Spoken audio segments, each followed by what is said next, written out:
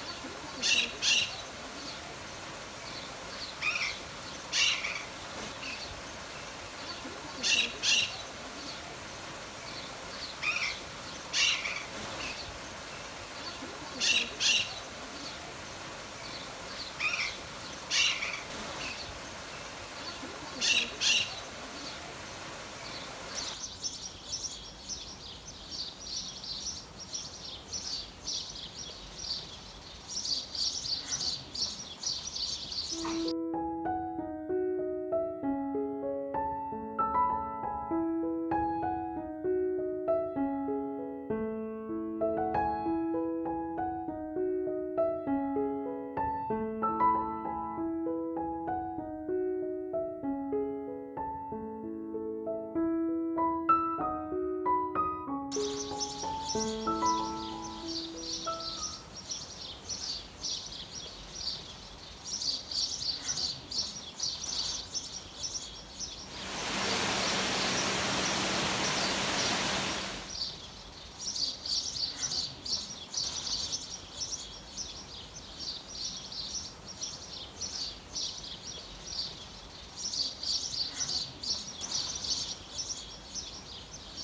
est de retour, la journée est passée, je dois dire que je suis assez fatiguée, il a fait très très chaud aujourd'hui. Alors, Bioparc, j'ai adoré et je pense qu'on a adoré véritablement. On a aimé la volière, les espaces, toute la végétation et surtout la manière de présenter, même si j'aime pas le terme, mais justement d'avoir créé ces espaces pour tous ces animaux avec beaucoup d'interactions. Il y a différentes espèces qui sont ensemble dans les volières, voilà. Et ça, j'ai trouvé ça très très bien. Il y a très peu de grilles, on n'a pas cette sensation d'avoir les animaux enfermés, même s'ils sont, et on le sait, dans des zones enfermées. Mais il y a vraiment quelque chose qui a été pensé et créé sur ce parc.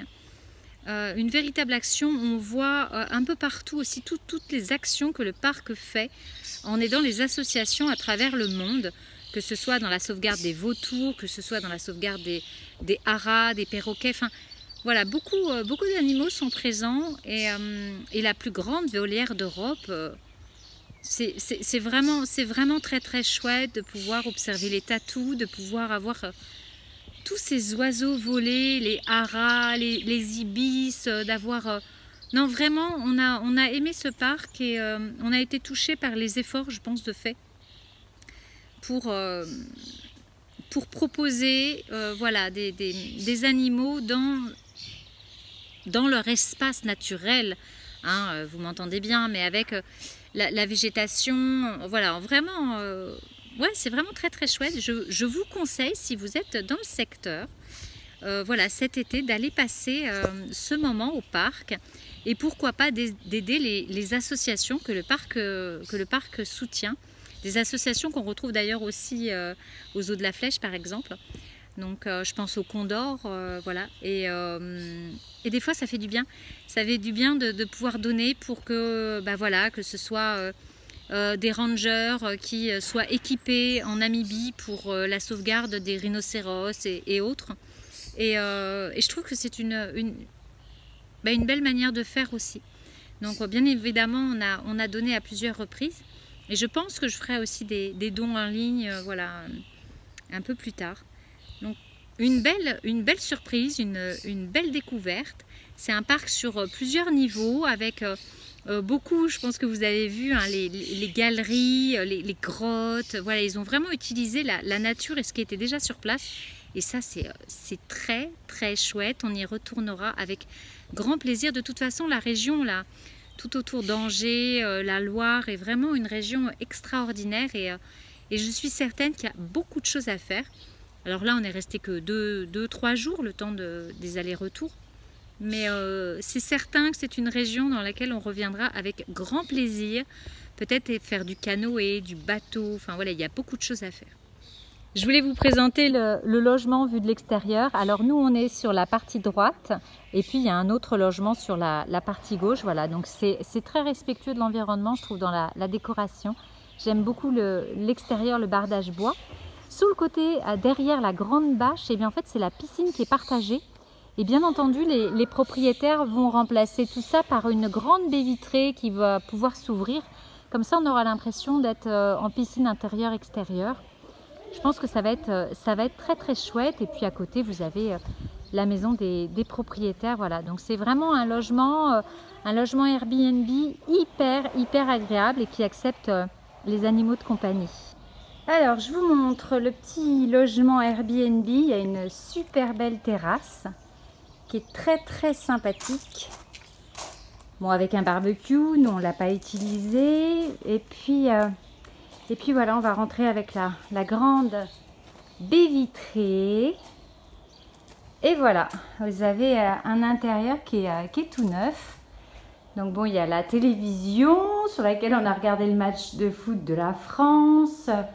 La cuisine, j'avais bien aimé les lits superposés façon cabane.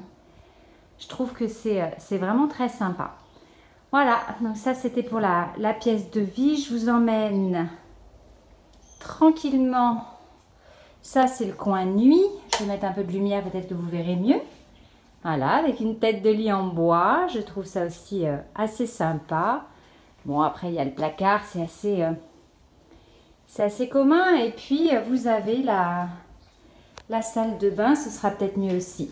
Avec la lumière, voilà, avec un grand espace douche.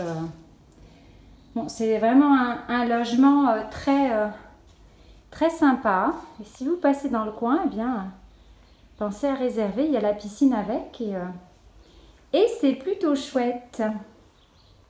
Alors, je vous montre un petit peu ce qu'on a quand on voyage comme ça pour quelques jours. Déjà, il y a nos 2 oreillers. Moi, je suis assez sensible de la nuque, donc c'est vrai que souvent, on emmène nos oreillers. Là, j'ai pas pris celui de Noah.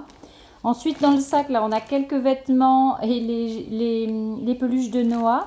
On a notre sacoche avec les choses informatiques, les ordinateurs, tout ce dont on se sert.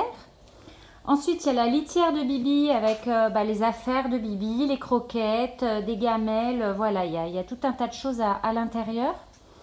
Ensuite, qu'est-ce qu'on a sur la table? On a notre petites affaires de salle de bain, voilà, pour prendre soin de nous. Ça c'est mon sac à main, ça c'est le sac à dos de Noah avec des petits jouets, ses petites affaires, des livres. La glacière pour le pique-nique, ça c'est le sac à dos avec les gourdes qu'on utilise, c'est pareil quand on va se promener. Et puis après, il y a la caisse de transport de Bibi, bien entendu, et on emmène, moi je prends toujours son arbre à chat.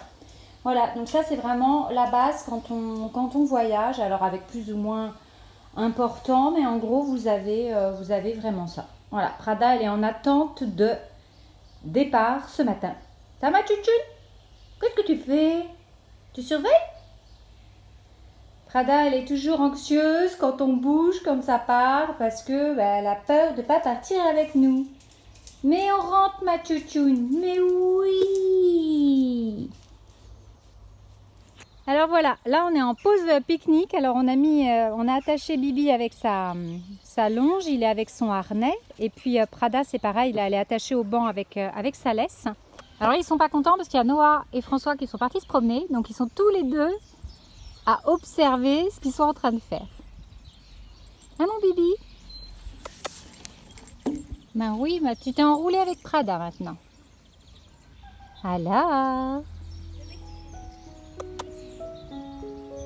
ça va mon Bibi?